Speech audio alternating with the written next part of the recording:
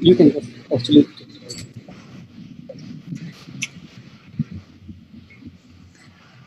Hare Krishna.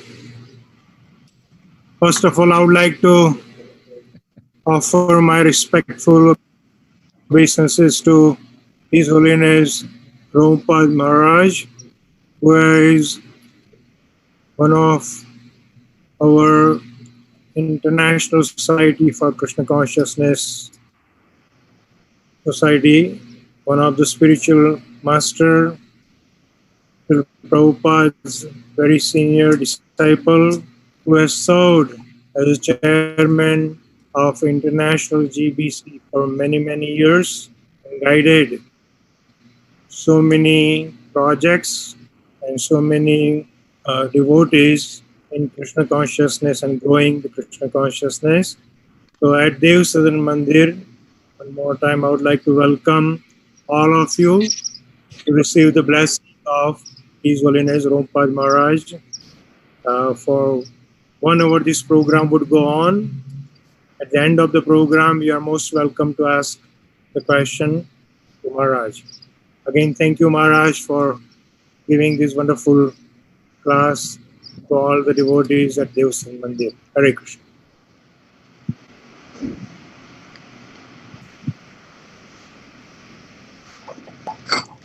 Although this is not at the temple and before the deities and everything, in honor of the deities and following our spiritual master, founder Acharya Srila Prabhupada, I'll begin by singing Jai Radha Madhava, and I guess you're muted,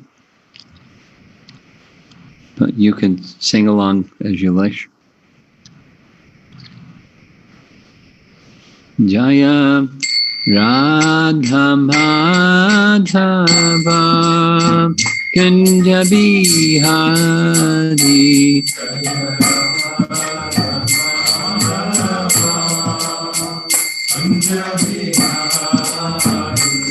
Jaya Radha Madhava Kunja Bihari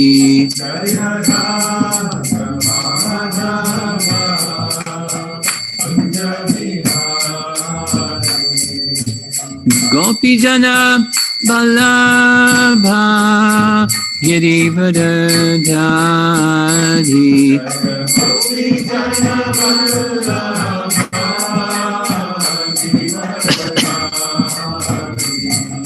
Gopi Jana Vallabha Girivardhari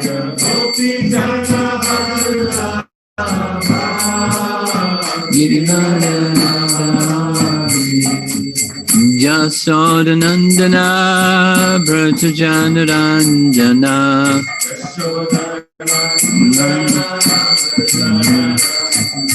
Jasodanandana Brajajanaranjana Dana Brajajanaranjana Jamuna Tiravana Chadi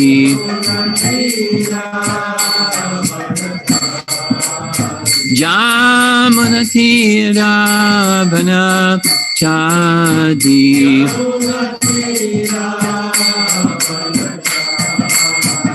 Jaya Radha Madhava Kunja Bihari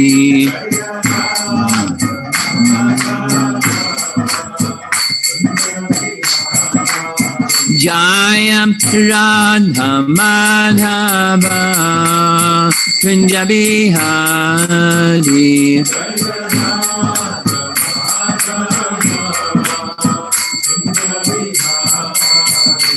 Gopi Jana Vallabha Girivardhari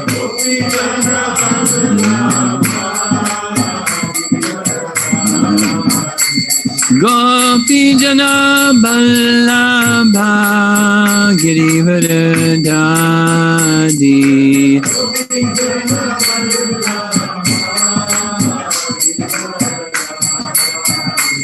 Jasodanandana Brajajanarandana Jasodanandana Brajajanarandana Jamira Vanachaji Jaya Radha Madhava Kunja Bihari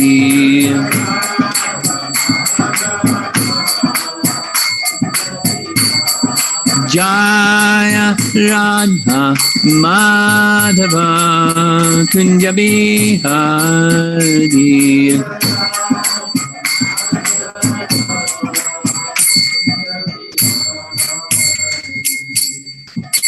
Jayom Vishnupad Paramahamsa Parivajagacharya Astatarasatasi Srimad Divine Grace A.C. Bhaktivedanta Swami Srila Prabhupada Ki Gaur Premanandi.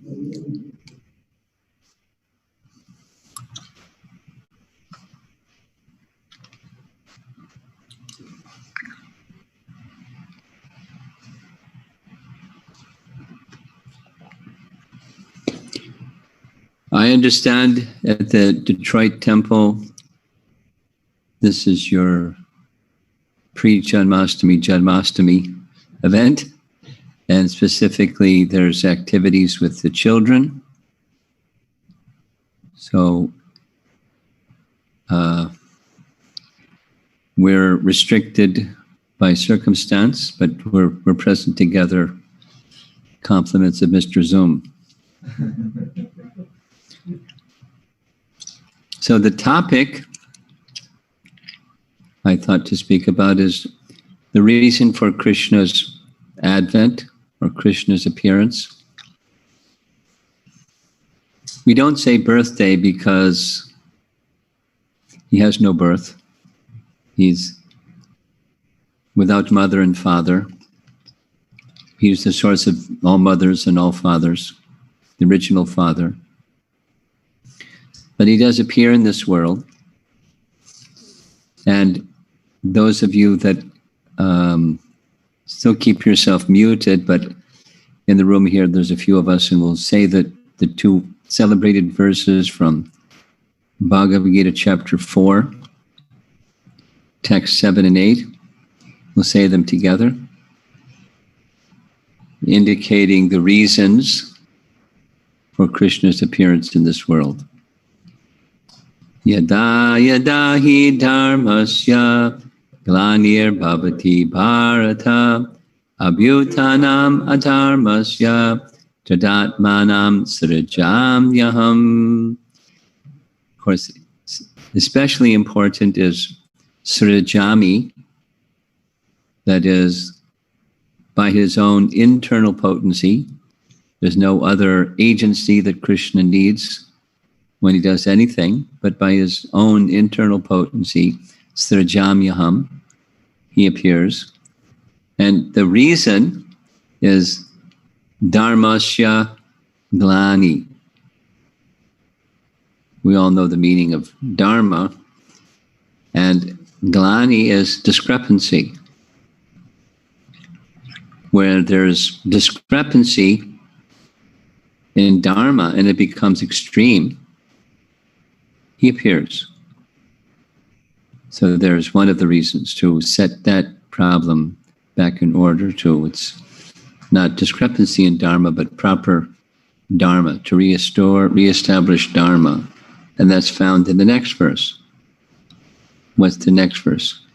Paritranaya sadhunam vinashaya chaduskritam dharma sangsthapanartaya sambhavami yuge yuge.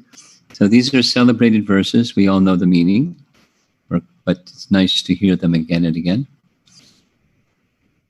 And particularly appropriate in anticipation of Krishna's appearance on Janmashtami day. Pritranaya sadhunam, pritranaya, traya. he delivers, or he gives protection. One of the principles of surrender, according to Padma Purana, there's 6 limbs of surrender, and one of them is this one, Poshanam. One accepts the Lord as one's protector. And sure enough, he always protects his devotees, Pritranaya Sadhuna. And one of the ways that he takes care of protecting his devotees is Vinashaya Chaduskritam, Vinash. He annihilates, curbs the influence of as is necessary, and if necessary, he annihilates. There's a nice phrase that says this when the graduate study of Bhagavad Gita, Srimad-Bhagavatam, speaks about Vinashaya Chaduskritam. The first of the demons that Krishna killed was Putana. And right within the verse, within the chapter, she's identified by Shukadeva Goswami as a witch, Kechuri. And she had a bad habit. She was very expert at killing babies.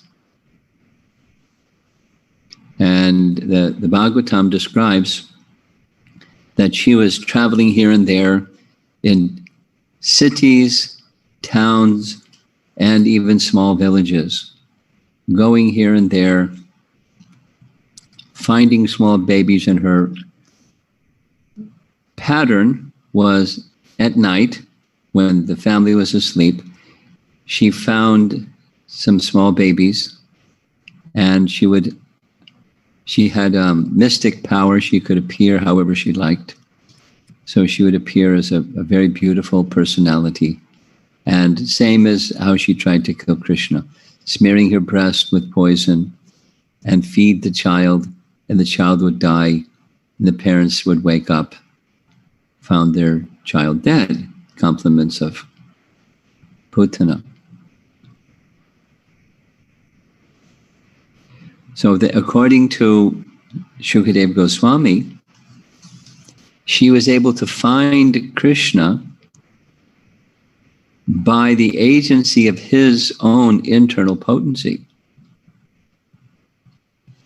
which is pretty amazing in one sense, and the other sense is not at all amazing, because Krishna came to annihilate demons, and she was certainly a demon. Anyone that does those kinds of activities, Prabhupada calls nefarious activities, she's to be killed.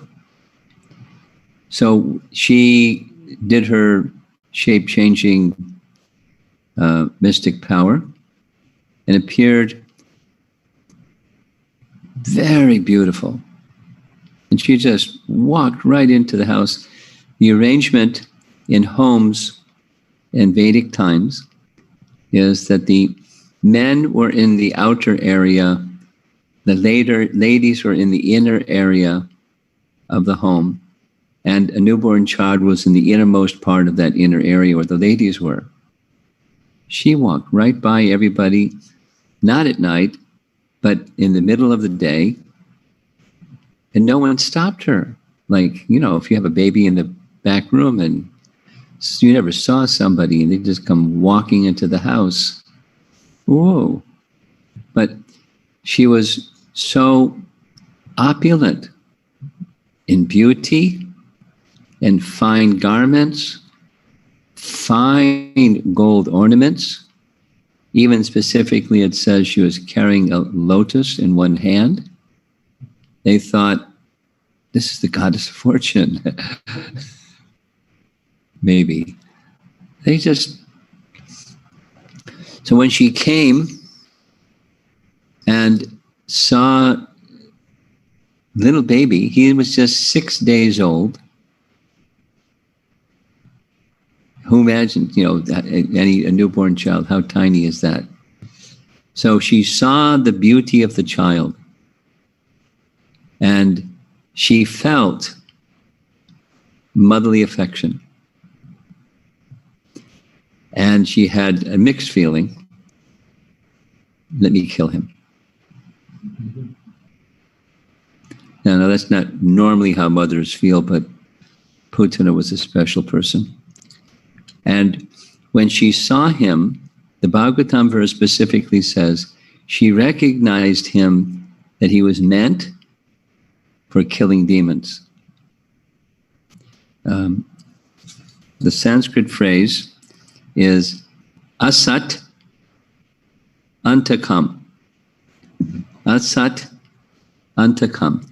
He doesn't hesitate to kill demons, or he's meant, Prabhupada's translation, he's meant to kill demons. So, vinashaya chatuskratam, and she saw it. And sure enough, although how tiny is a little 6-day-old child, he has all the powers of Bhagavan, and with his powers, she was destroyed. Not only she was destroyed, but she was liberated. The body was destroyed, the maniac tendency was destroyed, the sinful reaction for all those nefarious deeds was destroyed. And she wasn't only liberated, we know the outcome.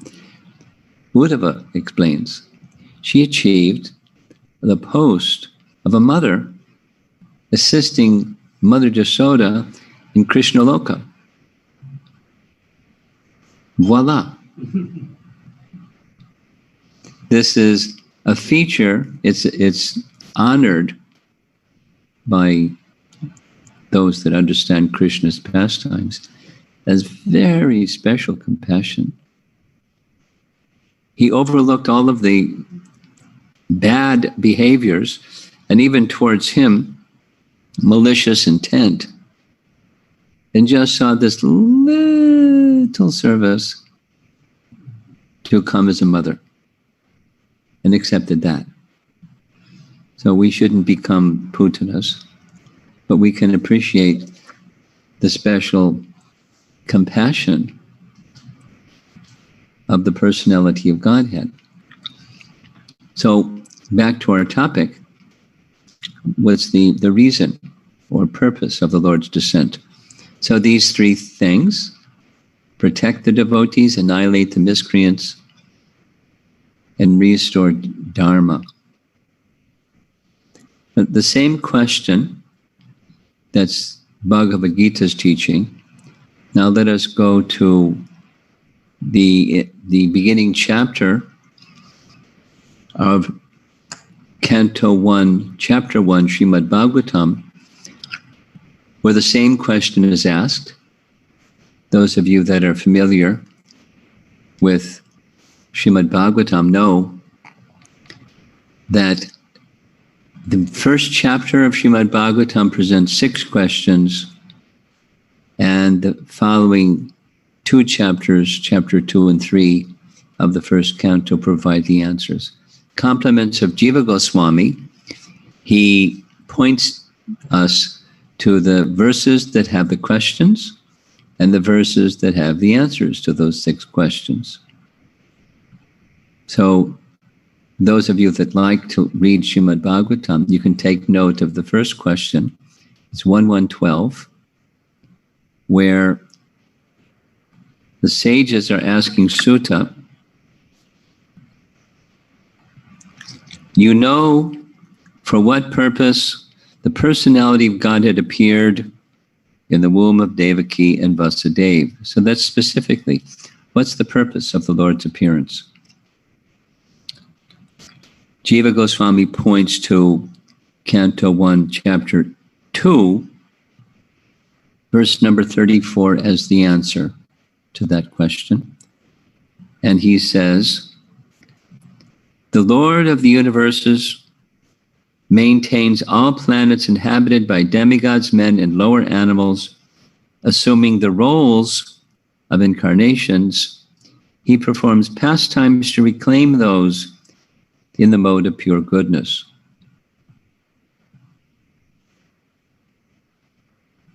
he performs pastimes to reclaim those in the mode of pure goodness. Well, there's not too many people in pure goodness these days. There were some, certainly, during the Dwapara Yuga period. But reclaiming those souls who are purely in the mode of goodness is a major reason. That's the Pritranaya Sadhunam, but specifically in Krishna's case is to deliver them from birth and death. Because just by those in pure goodness, just by seeing him, they're delivered. Now, Putana saw him, and she wasn't delivered just by seeing him. She saw his beauty and so forth. She became charmed by his beauty and so forth, and still she wanted to kill him. And there are many others who are in the demon category. They had the chance to see Krishna, but they were unable to see him as the personality of Godhead. They certainly achieved benefit, enormous benefit, just by seeing him, but they didn't become fully purified. There are many pastimes that Krishna performed where those that were not in the mode of pure goodness also became delivered, but at least became delivered from their sinful propensities. There's yet another really nice verse that comes in Canto 9, Canto 5, Chapter 19. This is prayers offered by the residents of Jambudweep. That's that chapter. Jambudweep is the central island of the 7 islands that form ring-shaped islands that form the center of Bhumandala. And Jambudweep is that central island. And there's 9 varshas, so there's residents in those different varshas or tracts of land that make up Jambudweep. And one of those tracts of land is Harivarsha, where Hanuman resides. So Hanuman offers prayers to the personality of God that naturally, in his case, his worshipable Lord is Lord Ramachandra. But he speaks of the reasons for the Lord's descent. Martyavataras tu iva. Matyavataras tu iva. It means Matyavatar avatar. Those who he appears in the Martya realm. That's the world of the mortals. Martya Loka. That's this place, the place of death. But everyone in this realm is compared to the Deva realm. The duration of life is very short. So therefore it's Martya Loka. They also die, all the way up to Brahma Loka. All living entities die.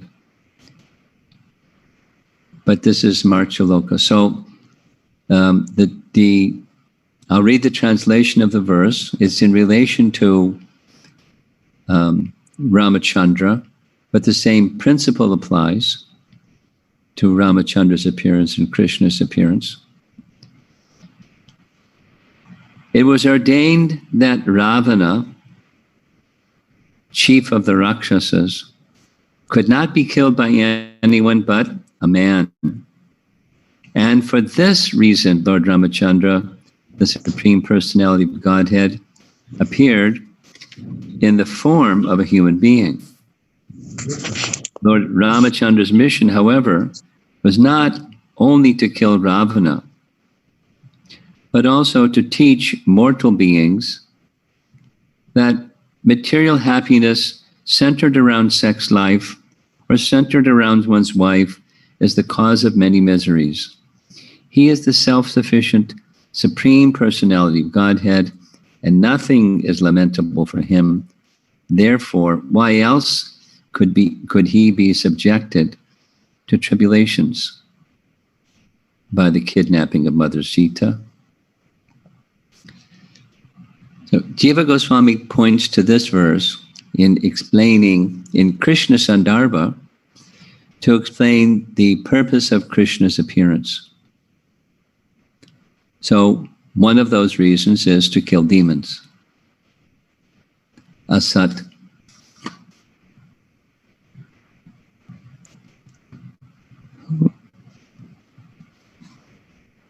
Yeah, antakam, the killing of demons, or vinachaya chaduskritam. But the explanation that Jiva Goswami gives is that's not the primary reason, because someone else could have accomplished that on Krishna's behalf, or he who is all-powerful, just by his desire, entire universes are created, entire universes are annihilated. Just by his will, Ravana is finished. Or someone on his behalf. So that's not the primary reason. It's a reason. He appeared in the human form, Ramchandra, or Krishna appeared at the request of the demigods and Mother Earth to relieve the burden of Earth of so many demons without even blinking his eye. That's all taken care of. But he appeared for another reason. And this verse about Ramchandra is he comes to teach the conditioned souls, to reveal to them the true goal of life. But in this dharma sangsthapanartaya, restoring the principles of dharma and reminding people of the real purpose of life, he can do that through someone else, like he did with Prahlad. And how many times those who have heard Prabhupada speaking know the verse, Na te vidu svartaktim hi Vishnu. Na te vidu sva arta gatim hi Vishnu. Persons, this is in a different yuga, it's in Satya Yuga. And even in Satya Yuga, people didn't know. Many people didn't know. Followers of Dharma, but didn't know the purpose of Dharma. The real sva arta of Dharma, the real self-interest or purpose of Dharma, the purpose of life, is to please Vishnu. Now, there's certainly some that did. And there's certainly some that didn't. Even they were elevated in years and elevated in learning and elevated in so many memory and duration of life and elevated in so many ways, opulence, doesn't guarantee that one is going to know the purpose of life. So to restore the purpose of life, teach people the true meaning of life. Prahlad says that the personality of Godhead sent him to this world to teach the ways of pure devotional service. So Krishna doesn't have to come to do that himself, or Ramchandra doesn't have to come to do that himself. So what's another reason, if those aren't reasons? And the explanation given by Jiva Goswami is to attract the hearts and the minds of all living entities by displaying the natural sweetness, especially in Krishna's pastimes. There's a sweetness dimension in his pastimes in Vrindavan. The sweetness dimension exists also outside of Vrindavan. But even more so than in Vaikuntha, there's a madhurya or sweetness aspect of the Lord's pastimes. That's what, so why did he come to this world? His main purpose was not to kill the demons. His main purpose was to reveal the sweetness of his pastimes. So, and during this time that I've been staying here in the Detroit area, morning and evening for some days now, discussing the sweetness of Krishna's Braja Leela. There's one verse that those who have been attending the classes, they pretty much know the verse by now, because we've been reciting it again and again, because our acharyas recite it again and again, that the sweetness of Krishna's pastimes. And I'll recite the verse. Those of you that can remember it, you can say it with me. It's Canto 10, Chapter 12, text number 11. And the verse goes, Itam satam brahma sukhanubrutya dasyam gatanam paradaivatena mayashatam naradarakena sakam rajuru krita punya punja. So there's 4 parts to that verse. It describes those who are satam. Satam is translated as those who are jnanis, who have realized Brahma Sukha, the happiness of Brahman realization. So he, who is the object of the jnanis who have realized Brahman happiness, dasyam gatanam para daivatena, those who are worshippers of the Supreme Person, Bhagavan, Paradaiva, the Supreme, the Lord of all the Devas, and the happiness they feel in that being well situated in Dasya Rasa. And then the third category is those who are like the Putanas and those that don't have Brahma Sukha or Dasya Bhav. The Maya Shatanam, Maya Ashrata. That's not, it sounds nice, but it's not really nice. They've taken shelter of Maya or illusion. Maya Shatanam. Nara Darakena.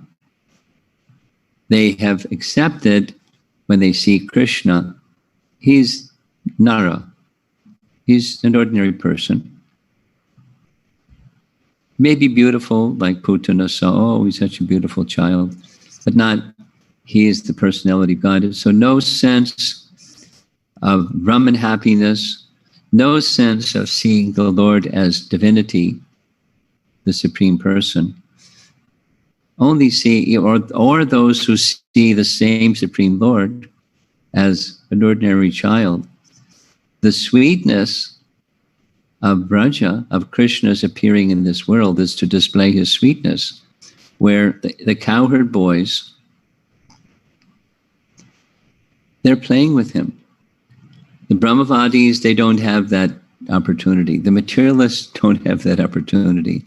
And even those who are worshippers of the Supreme Personality of Godhead in mood of service, they don't have the opportunity to play with Krishna.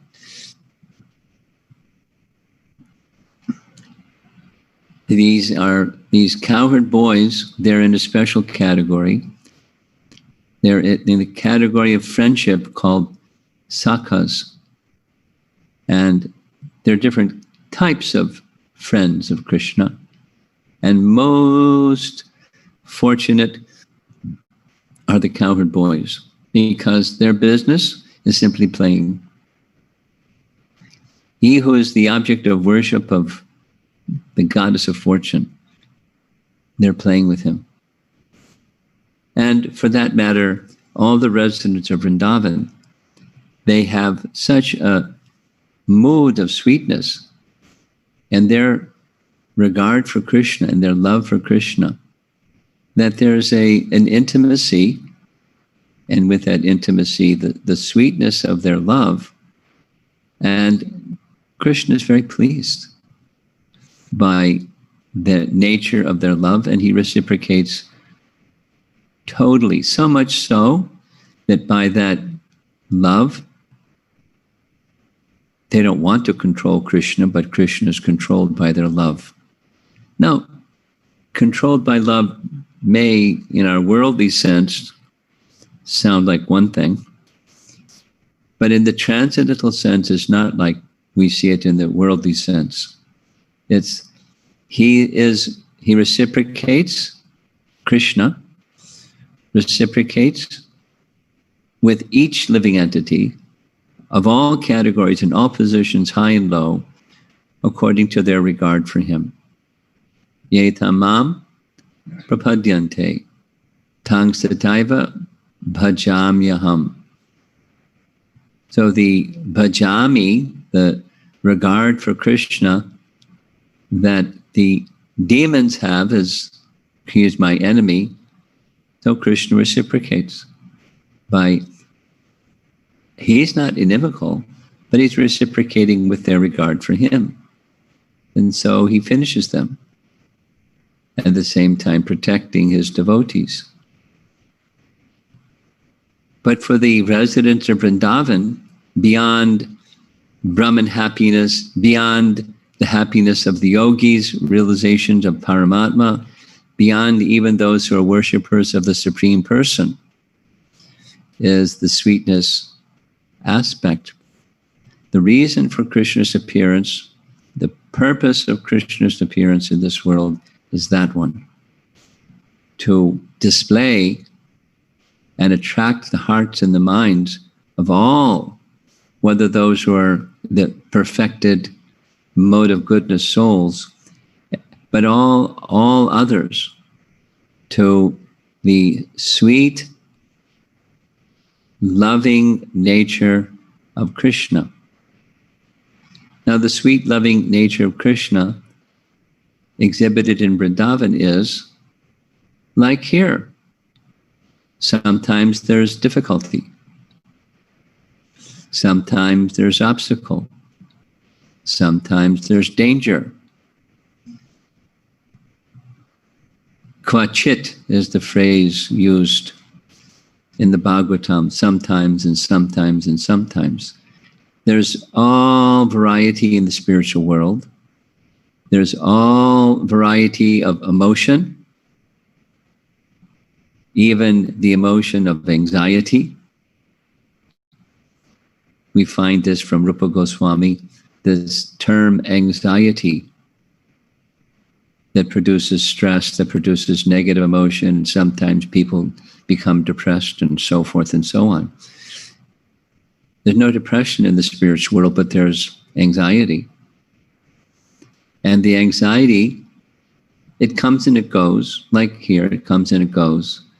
But in the spiritual realm, it's an ecstasy. It's specifically, technically, it's a sanchari bhav.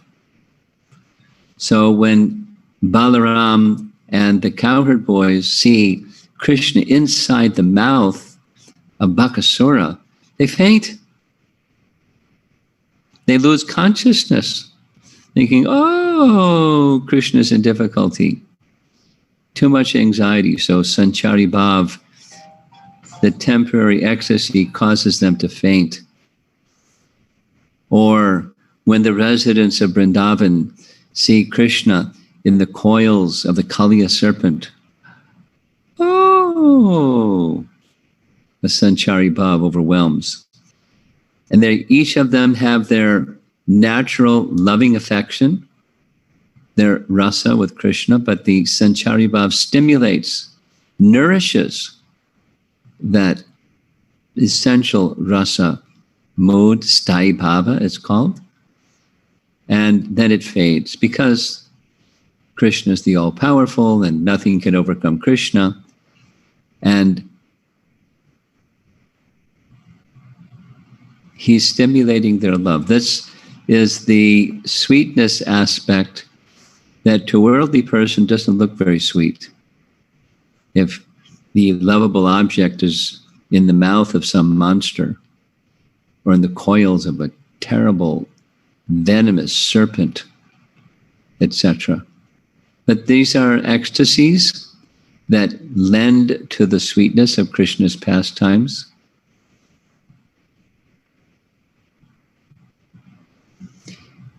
And attracts the hearts and the minds to that position, so that the tight grip that Maya Shatanam, the having taken shelter of the material energy, becomes slackened, and the attraction for the shelter of Krishna becomes awakened in this very, very special mood of loving sweetness. This is, according to Jiva Goswami, this is the real purpose of Krishna's appearance, to expand the sweetness of his pastimes and attract our hearts and minds to him. So I've learned in Sunday programs, this is our Sunday feast without a feast program. So keep it short. Let's see if there's some discussion. Now, those of you that are muted, do we have an MC? Is Leela Smarna here, or someone that can take online questions from the Zoom participants? We want to give them a prompt. Leela Smarna, unmute yourself. Are you supposed to be the one, or am I supposed to be the one, or how is this going to work? Yeah, Maharaj, I can check if someone has a question. Okay. Anyone has a question, you can come over and ask. Right.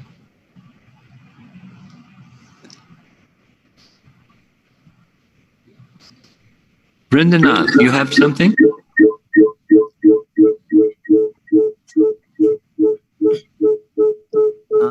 No, Maharaj, I was just... We're having some extra sound effects. Hold on just a moment. We're having some technical difficulty.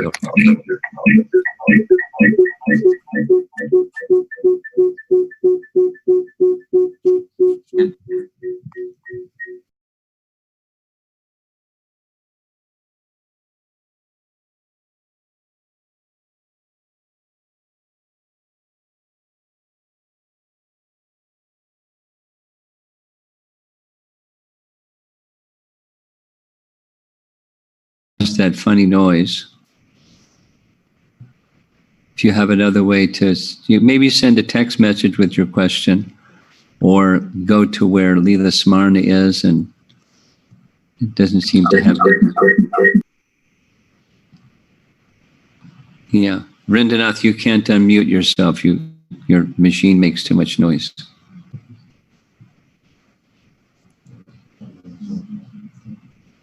No questions so far. Any questions in this room for those who would like to discuss some topic?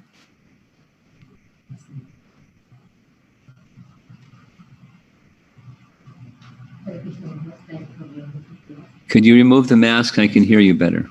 Thank you. Thank you for the wonderful class, Maharaj. Maharaj, Krishna is Bhavagrahi. Krishna is Bhavagrahi. Yeah. He knows the mood of Putana, right? Her mood is to kill him. But still, he gives the benediction of the Mother Yasoda's assistant as the nurse in the Goloka. Pretty amazing. The devotees are doing with loving service. So, but why we are not hearing all the devotees are going back, Maharaj? at least one time or other time, they have that love towards devotees. They are driving all the way to the temple for 40 minutes, once in a week. Or some devotees are going 3 to 4 times a week. Parking your car and risking having getting broken in and everything. So why we are not hearing all the devotees are going back, Maharaj?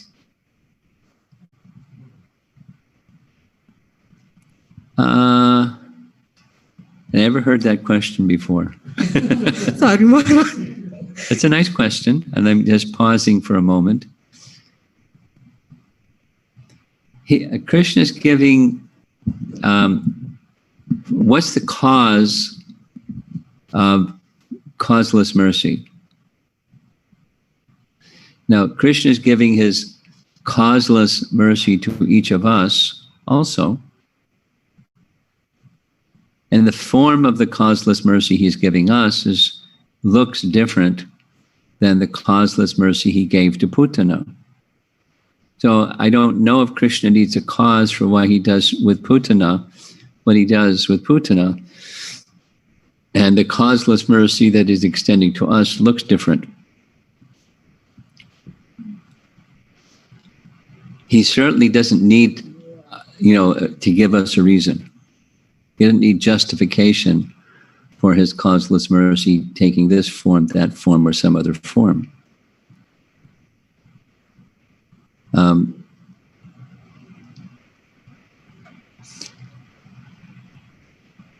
There's a description in Garga Samhita of who Putana was in her previous life.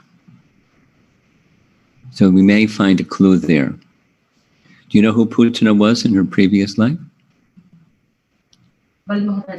Bali Maharaj's sister. So Bali Maharaj, he's a Mahajan. So if you were the sister of a Mahajan, maybe you'd get some special mercy too. But when Bali Maharaj's sister, saw Vamana, she was purified. Because although she was born in a Daitya family, like Bali Maharaj, like his sister, like her brother, she had a devotional inclination, and she felt motherly affection. Now, not just, your mother, so you have motherly affection, but a motherly affection for the personality of Godhead is in another category of motherly affection. It's not a worldly motherly affection. Birds and beasts and insects, they have motherly affection too. But it's a transcendental motherly affection. But when she saw her brother bound up with rope, she became really angry because of that desire to, if I had this as my child, I would want to feed him as a mother feeds her child. The Supreme Lord Vamana, although it wasn't spoken, he granted her that benediction. So she gets that consequence. But when she saw him bound, she became very angry and thought that the other kinds of thoughts, he should be killed. So that carried over. Thus, she took birth as she took birth, and she was delivered the way that she was delivered. It's not ordinary. The causeless mercy that Krishna exhibited to Putana has some background to it.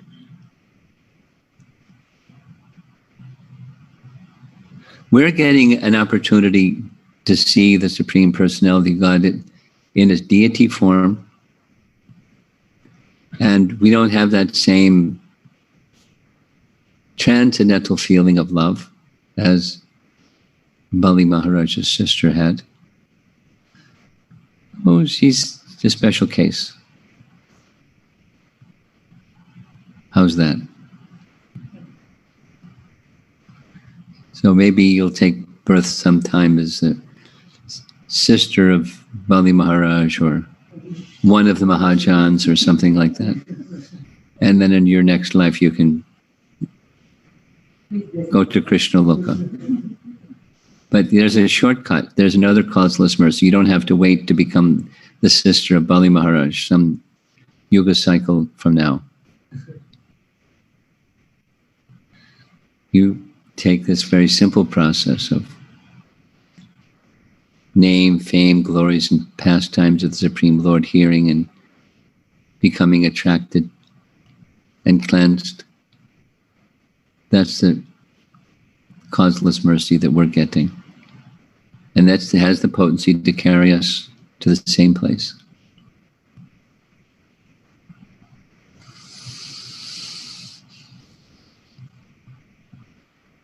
Interesting question, though. Anyone? There's someone else over here? Hare Krishna, Guru Maharaj. So, one of the things you were mentioning was Krishna appears to reveal the sweetness of his pastimes. And I was just thinking, like, Madhurya Bhav, it's so relatable and it's so sweet hearing the pastimes of Krishna. But there is also the Aishwarya Bhav aspect. And in my mind, I was thinking somebody who, gets to hear about Madhurya Leelas of Krishna, you'll typically not get interested in going to the Aishwarya Bhav or, worshipping Lord Vishnu. But then on the other hand, this thing was going on in my head. No, but the Sri Vaishnavas, there are some fantastic devotees of the Lord. And it was just like a thought that was in my head. And I was just trying to understand how, those who are attracted to worshipping Krishna in the Aishwarya Bhav, in the form of Lord Vishnu, if you can help me understand what are they really? What your question is. In the sense, what are hearts are different, and some may be more inclined to this, some more inclined to that, based upon the disposition of the heart. I mean, he likes to play mridanga. And some people like to cook in the kitchen. And some people like to do accounting. And, some people like to... I was staying at one home that their teenage son was building a 8-cylinder engine in the living room with the cylinders that move. And, I was really surprised. He was showing it. It was a little kit, and he put it together. It took, a week, and he put it together. So we have dispositions that are different. That's on the material side, psychophysical nature. And there's spiritual variegatedness. There's some are inclined this way and that way. Yes, Maharaj. I think might be, if I can frame it better. My thing was, somehow in my head, I was thinking, you're typically attracted to Aishwarya Bhav if you're more in the material. No, it's not material. Aishwarya Bhav is not material. Why do you... maybe you choose your words a little differently, and maybe I'll get the essence of what your question is. Why don't you think about it? We'll pass the microphone. We'll come back to you. Sure. Anyone else in the room? There's some online questions. Okay. Leela Smarna, we're going to do some online questions here. Okay. And if you find something over there, you let me know. Okay? We have 2 questions here, Maharaj. Okay. Well, why don't you read them? One is, Krishna gave the position of mother to Putana.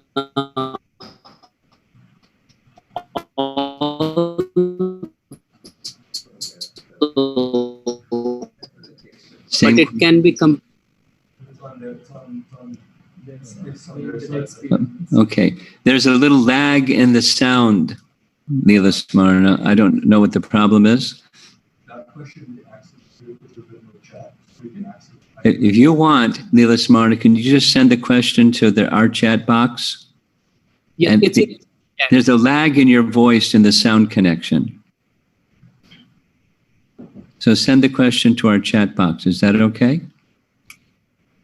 Okay, good. Now mute yourself again.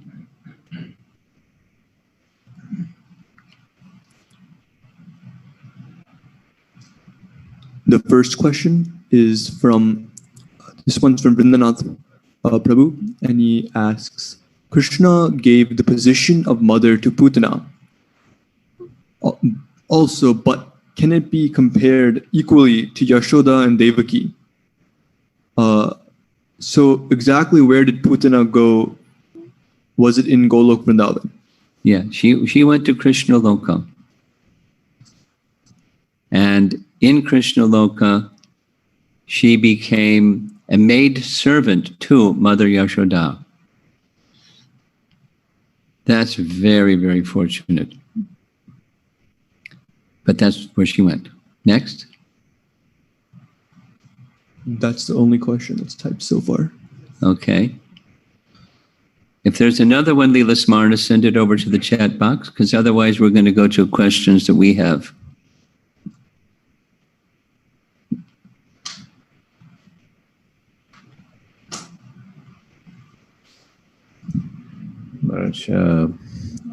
Few questions here. One is from Little louder. Archana Vaidya Mataji.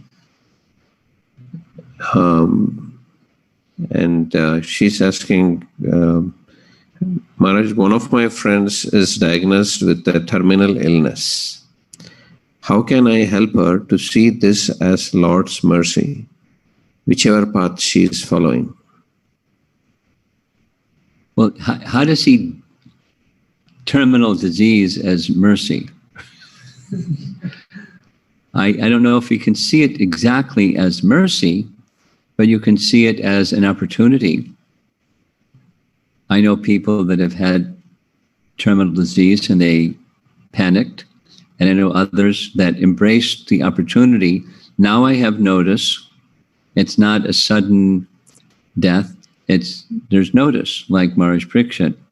There's notice, and now I have the opportunity to prepare myself for the next destination.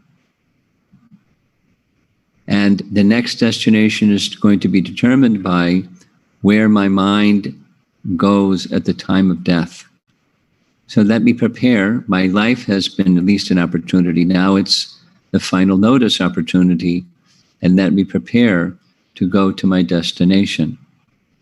I know somebody that's in their 80s, and they're preparing. They're not at all afraid. They're not like loving it, but it's inevitable, and consciously they're letting go of the temporary and consciously taking shelter of the permanent.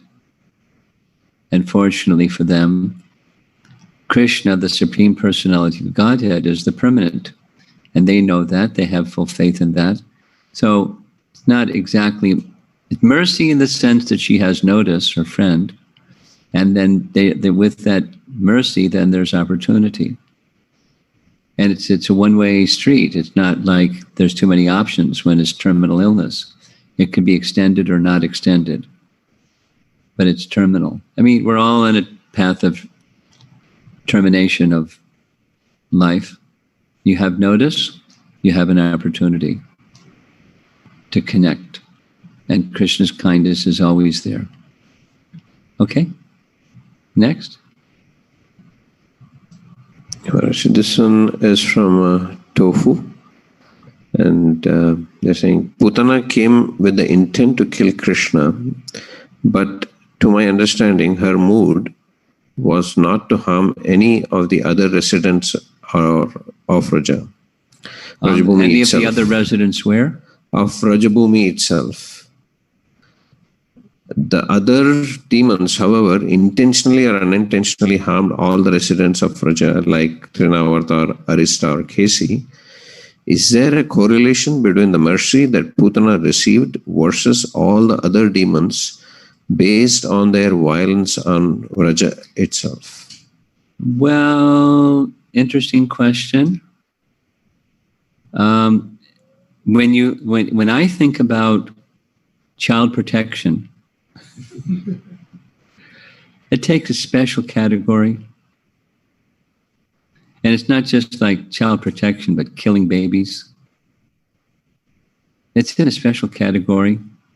Yeah, she wasn't harming the other residents of Vrindavan, but killing babies as her specialty.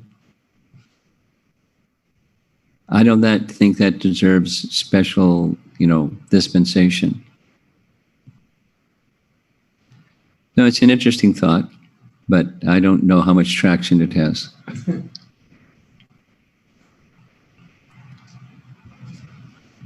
This one is from Keshavan, who asks, Hare Krishna, Guru Maharaj, Krishna in his avatar killed many demons with great powers. Did he try to convert them to normal before killing them?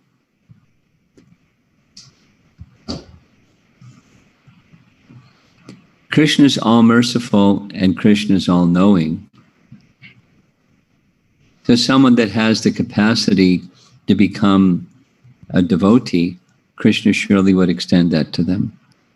Now these are persons sent by Kamsa to kill him. And they were already, just like the verse that we read, the cowherd boys, Krita, Punya Punja, volumes and volumes and volumes and many lifetimes of pious activities. And the demons go at the opposite end of the spectrum. Lifetimes and lifetimes and lifetimes and lifetimes. So their consciousness, one can assume, if there was some opportunity, Krishna would have, but they were too far the other direction. Too far, way too far. And he came, different than Lord Chaitanya, he came to annihilate the miscreants. And the miscreants that he was appealed to by the Devas was they're beyond our capacity to influence them. Please relieve us of this burden. So that's what he did.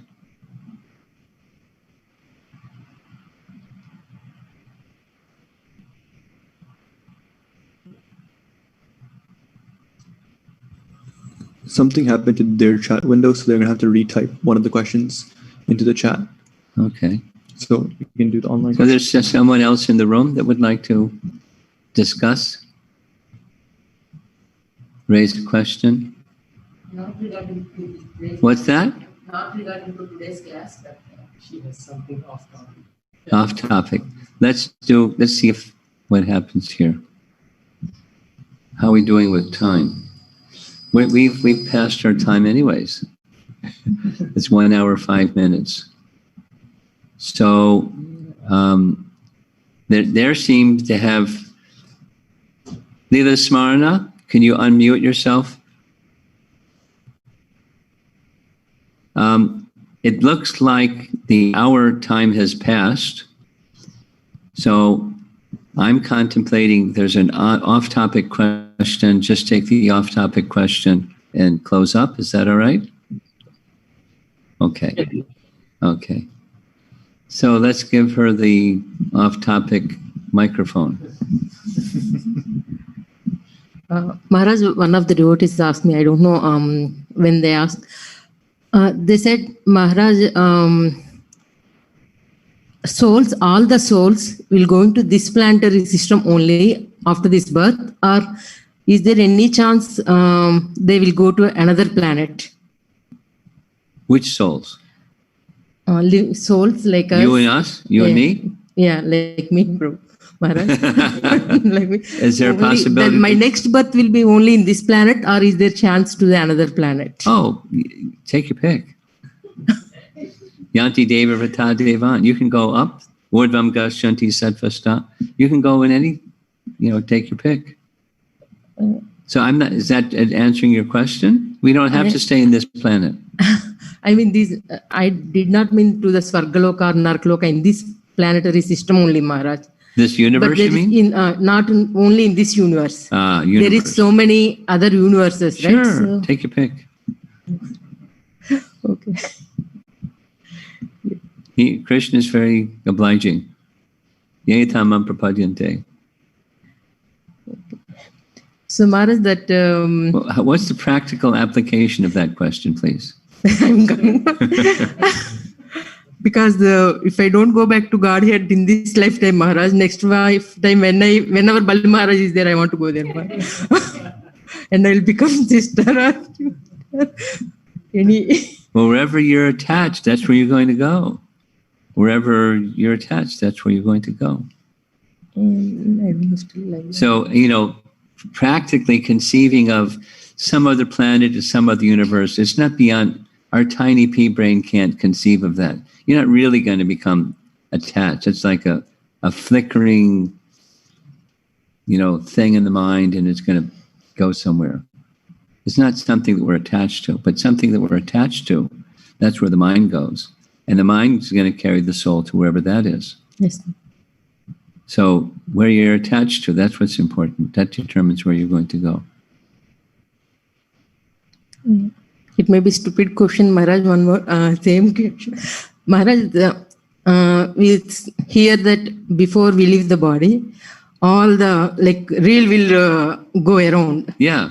So wherever our consciousness stops, that only... but it's not like a roulette wheel. It stops where you're attached. Yeah, where it will. But can we pray that it have to stop at... No. In our... You're making that decision today for the moment of death. Whatever you're attached to, that's where the mind will go.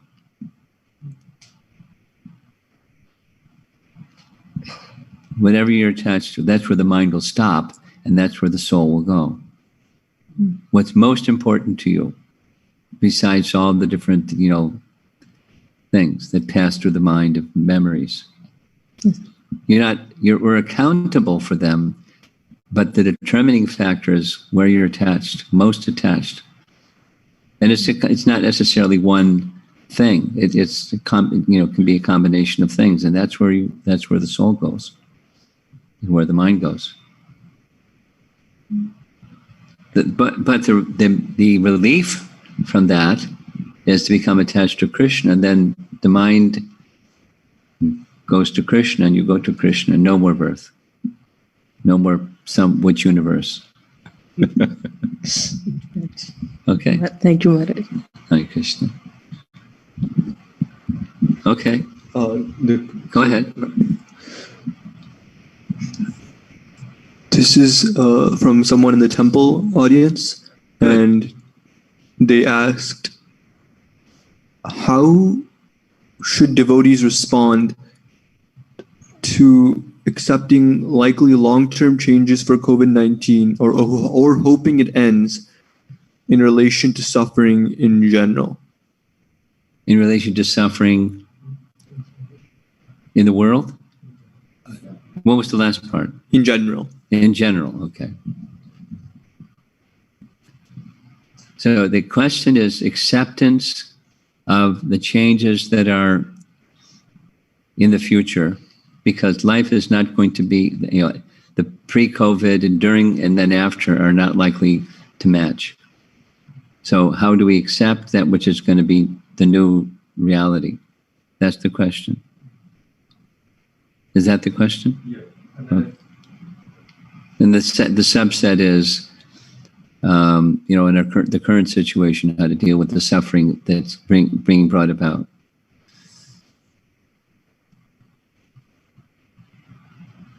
This topic is under the category of acceptance in progress.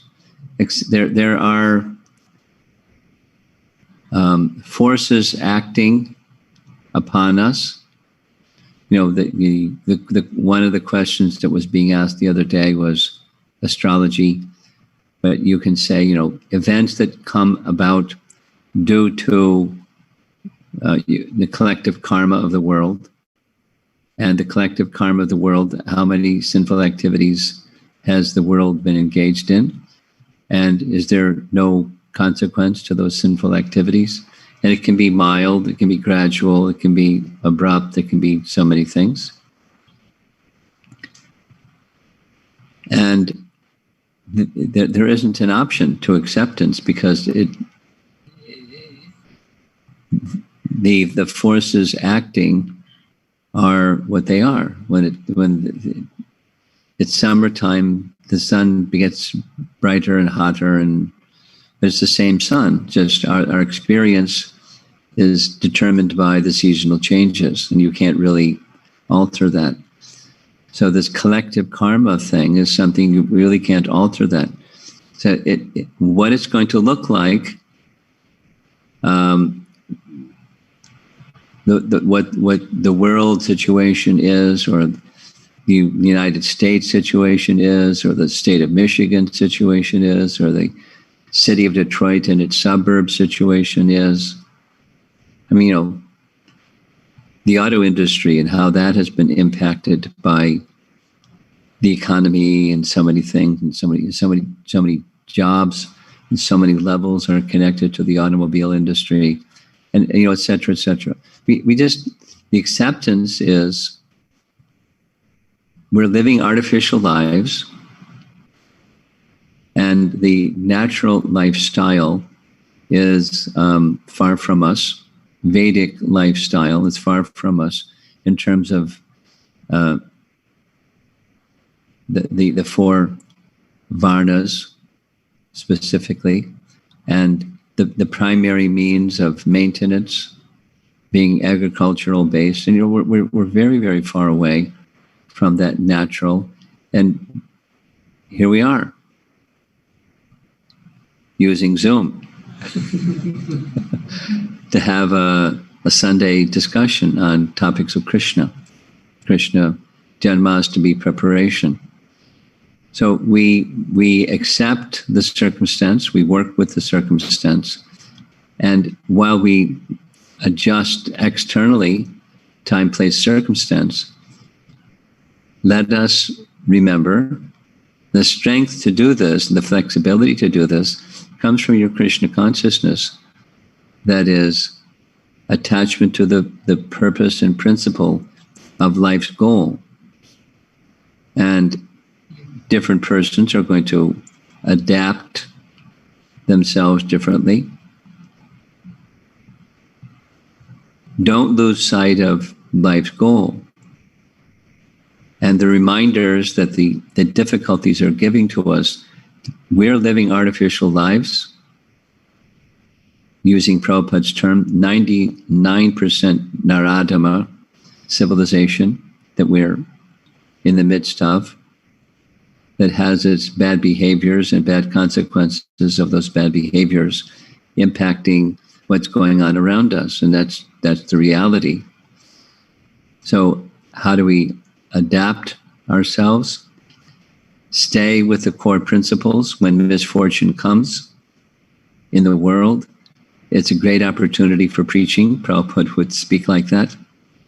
People are in a difficult situation. Distress has a tendency to turn people towards God.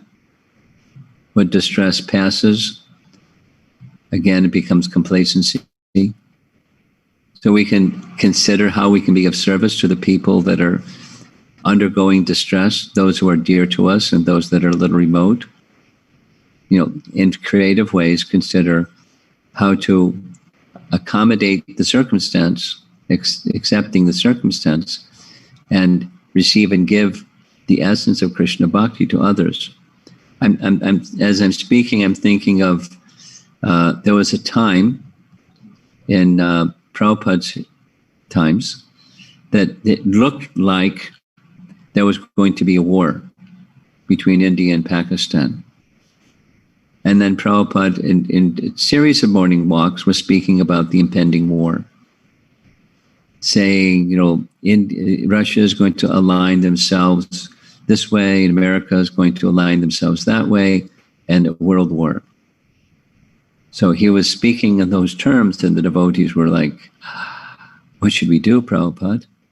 Should we gather up supplies and stock them somewhere and go to our farms and make bunkers and get into a survival mode? And Prabhupada was really disturbed. He said, during such a time, it's wonderful opportunity for preaching. And after the war, it's a wonderful opportunity for preaching. And the form that it will take will be corresponding to the circumstance. But Krishna will protect us. We take shelter of Krishna, engage in proper activity. Krishna will protect us. That we know. Scripture says, and practical experience tells us the same. So what do? We consider appropriate ways and means to give Krishna consciousness to the world around us.